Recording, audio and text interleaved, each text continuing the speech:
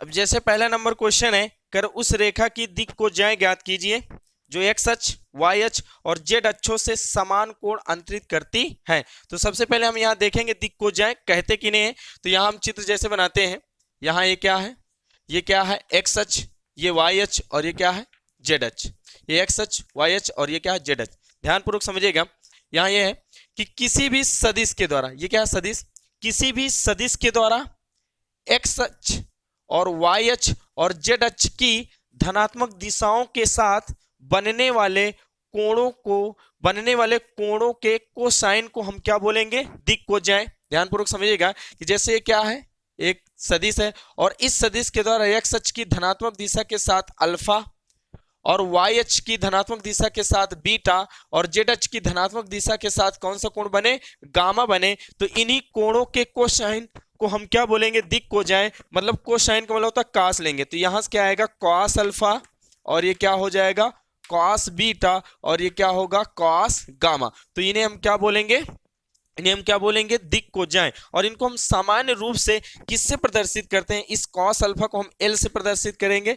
L बराबर होता है कॉस अल्फा और ये क्या है एम, एम बराबर क्या होगा कॉस बीटा और यहां से लिखेंगे एन बराबर क्या होता है कॉस गामा। इसको हम क्या लेंगे, क्या लिखेंगे कॉस गामा। अब देखो इसमें एल, एम और एन में हमारे पास सामान्य रूप से एक रिलेशन ये होता है कि एल स्क्वायर प्लस का M square plus N square equal to क्या होता है एन होता है। क्या होता है, एन होता है। लेकिन इस क्वेश्चन में यह कहा गया है कि उस रेखा की दिक् को ज्याय ज्ञात कीजिए, उस रेखा की दिक् को ज्याय ज्ञात कीजिए जो एक्स अक्ष और वाई अक्ष और जेड अक्ष से समान कोण अंतरित करती है। जैसे ध्यानपूर्वक समझिए, ये क्या है, ये एक्स अक्ष, ये क्या है वाई अक्ष और ये क्या है जेड अक्ष। अब जैसे क्या है, ये रेखा है और ये रेखा हमने मान लिया कि ये रेखा एक्स अक्ष की धनात्मक दिशा के साथ और वाई अक्ष की धनात्मक दिशा के साथ और जेड अक्ष की धनात्मक दिशा के साथ समान कोण अंतरित करती है। और वह कोण कौन सा, अल्फा। एक्स अक्ष की धनात्मक दिशा के साथ कौन सा कोण बनाएगी, अल्फा। और जेड अक्ष की धनात्मक दिशा के साथ कौन सा कोण बनाएगी, अल्फा। और जेड अक्ष की धनात्मक दिशा के साथ कौन सा कोण बनाएगी, अल्फा। तो यानी तीनों अक्षों के साथ ये समान कोण क्या करती है, बनाती है। तो इनकी कोसाइन, इनके हम कोसाइन लेंगे, यानी ये यहां से दिक् को ज्याय क्या होंगी कॉस अल्फा और इसमें भी क्या हो जाएगा कॉस अल्फा और यहां से भी क्या हो जाएगा कॉस अल्फा। क्योंकि यहां अलग अलग कोण बनाती, जैसे अल्फा बनाती तो यहां से कॉस अल्फा, अगर वाई अक्ष के साथ बीटा बनाती तो कॉस बीटा और जेड अक्ष के साथ क्या बना रही है गामा, तो क्या होगा कॉस गामा।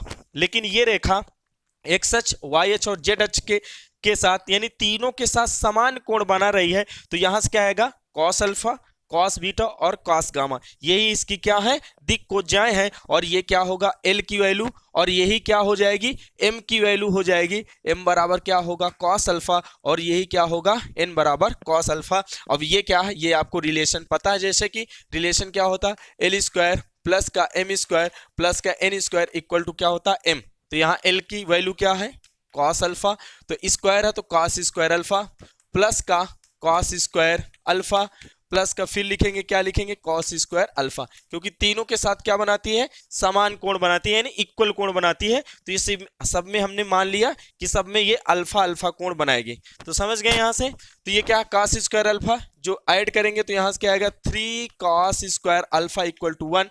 तो यहाँ से क्या आएगा कॉस स्क्वायर अल्फा बराबर 1/3।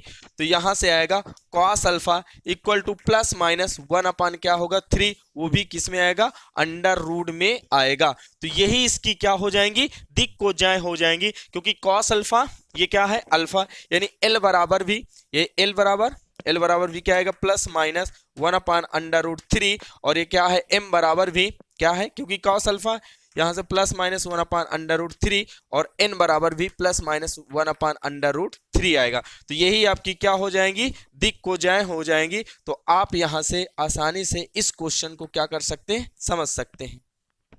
जैसे दूसरा नंबर क्वेश्चन है, कह रहे दर्शाइए कि बिंदु 2i cap minus I cap minus 4j cap comma minus I cap plus 4j cap एक समद्विबाहु त्रिभुज बनाते हैं। तो सबसे पहले हम यहाँ क्या बनाएंगे एक त्रिभुज बनाएंगे। यहाँ देखते हैं ध्यानपूर्वक समझिएगा, ये क्या है ए, ये क्या है बी, ये क्या है सी। देखो यहाँ ध्यानपूर्वक ये समझिएगा, यहाँ क्या दिया, बिंदु। बिंदु का मतलब ये हुआ कि इसका ये जो क्या दिया है, स्थित सदिश, मतलब ये क्या है, 2i दिया है, और ये क्या दिया है, और इसमें दिया -i माइनस का 4j दिया है। फिर इसमें दिया है सी में -i प्लस का क्या दिया, 4j। ये जो वेक्टर दिया, सदिश दिया है, ये क्या है, इसका स्थित सदिश है। क्या है, स्थित सदिश है, यानी इस वेक्टर ए बी की लंबाई नहीं है, ये बी सी की लंबाई नहीं, ना तो सी ए की लंबाई, तो ये क्या है, इसका स्थित सदिश है। तो जैसा कि आपको पता है, अगर हम ए बी की लंबाई निकालेंगे, किसकी, वेक्टर ए बी की लंबाई निकालेंगे, तो यहां से आएगा vector A B equal to होता है क्या है, यहां से क्या करेंगे, ये क्या आएगा, वेक्टर ओ बी यानी बिंदु बी का स्थित सदिश माइनस का क्या आएगा, वेक्टर ओ ए।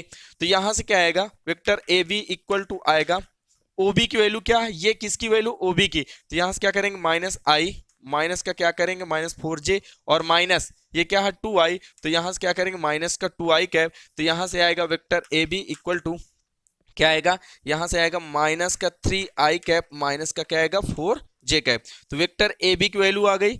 सेम इसी प्रकार हम किसकी वैल्यू निकालेंगे, वेक्टर बी सी की, तो वेक्टर बी सी की वैल्यू निकालेंगे, तो यहां से क्या आएगा, वेक्टर ओ सी माइनस का वेक्टर ओ बी आएगा। तो यहां से क्या आएगा, vector B C equal to, यहां ध्यानपूर्वक समझिए, वेक्टर ओ सी की वैल्यू क्या है, ये क्या है, -i कैप प्लस का क्या है, 4j कैप, और फिर माइनस इसको घटाएंगे, तो देखो ये ऑलरेडी माइनस है, माइनस माइनस क्या होगा, प्लस, और ये माइनस है तो ये भी क्या हो जाएगा, +4j कैप। तो यहां से ये आएगा, यहां से देखो ये plus I cap minus I cap, ये क्या होगा, कट जाएगा, तो यहां से क्या आएगा 4, यहां से क्या आएगा 8j कैप, क्या आएगा 8j कैप। तो यहां से वेक्टर बी सी की वैल्यू क्या आएगी, 8j कैप। ये हो गया। अब हमको किसकी वैल्यू निकालना है, वेक्टर सी ए की, तो यहां से क्या आएगा, सी ए की वैल्यू निकालेंगे, तो यहां से क्या आएगा, वेक्टर ओ ए माइनस का वेक्टर ओ सी आएगा यहां से। तो ओ ए की वैल्यू क्या है, 2i, तो यहां से क्या करेंगे, 2i कैप माइनस ओ सी की वैल्यू क्या है, -i कैप प्लस का क्या है, 4j कैप। तो माइनस है, माइनस माइनस क्या होगा, प्लस का i कैप, और फिर क्या है +4j कैप, तो क्या होगा, माइनस का 4j कैप। ये हुआ। तो यहां से क्या आएगा, सी ए, यहां सी ए की लंबाई हो जाएगी, यहां से क्या आएगा 3i कैप, और माइनस का क्या है, 4j कैप। तो यहां से वेक्टर सी ए की वेक्टर सी ए आ गया, वेक्टर बी सी आ गया, वेक्टर ए बी आ गया। अब हमको ये बताना है कि दर्शाइए कि बिंदु, ये जो बिंदु है एक समद्विबाहु त्रिभुज बनाते हैं, ये समद्विबाहु त्रिभुज बनाते हैं कि नहीं। तो अगर समद्विबाहु त्रिभुज बनाएंगे तो किन्हीं भी दो साइड्स क्या होंगी, इक्वल होंगी, यानी इनका हमको क्या निकालना, मैग्नीट्यूड मतलब परिमाण। तो परिमाण कैसे निकाला जाता है, ध्यानपूर्वक समझिए। जैसे ए बी का परिमाण निकालेंगे तो यहाँ लिखेंगे mod of vector A B. परिमाण कैसे निकालते हैं आपको पता है, यहाँ आई कैप के गुणे में क्या, -3, तो -3 के स्क्वायर करेंगे क्या आएगा 9, और प्लस जे कैप के गुणे में क्या है 4, और 4 का स्क्वायर करेंगे तो क्या आएगा 16। तो यहां से आएगा mod of vector A B equal to क्या आएगा 16 9 25, तो से क्या आएगा 5 आएगा। यहां से इसका परिमाण निकाल लिया। अब हम निकालते हैं वेक्टर वी सी, यानी मॉड ऑफ वेक्टर वी सी, इसका परिमाण निकालेंगे। तो यहां से देखते हैं, यहां से क्या है 8 × 64, क्या आएगा 8 × 64, क्योंकि जे कैप के गुणे में क्या है 8, तो इसका आ जाएगा, या इसका जो मैग्नीट्यूड परिमाण कितना आएगा 8 आएगा। अब हम निकालते हैं सी ए, तो यहां से आएगा वेक्टर सी ए का परिमाण निकालेंगे, तो मॉड ऑफ वेक्टर सी ए, इसका परिमाण आएगा आई के गुणे में क्या है 3, 3 त्रिक 9, और जे के गुणे में क्या है 4, 4 चौको 16। तो यहां से भी वेक्टर सी ए का जो परिमाण है वो क्या आएगा 5 आएगा, 16 9 25, तो यहां से क्या आएगा 5 आएगा। तो आप यहां समझ सकते हैं जो ए बी है, ये क्या है ए बी, और ये क्या है सी ए, ये दोनों क्या है इक्वल है। अतः ये कैसा त्रिभुज है, एक समद्विबाहु त्रिभुज है। तो यहां से लिखेंगे क्या, यहां से लिखेंगे vector A B equal to क्या है वेक्टर सी ए, यानी ये दोनों क्या है इक्वल है। अतः ये क्या है, यहां से लिखेंगे अतः यहां से त्रिभुज ए बी सी एक क्या है, एक समद्विबाहु क्या है, समद्विबाहु त्रिभुज, समद्विबाहु त्रिभुज है। तो आप यहां से समझ सकते हैं।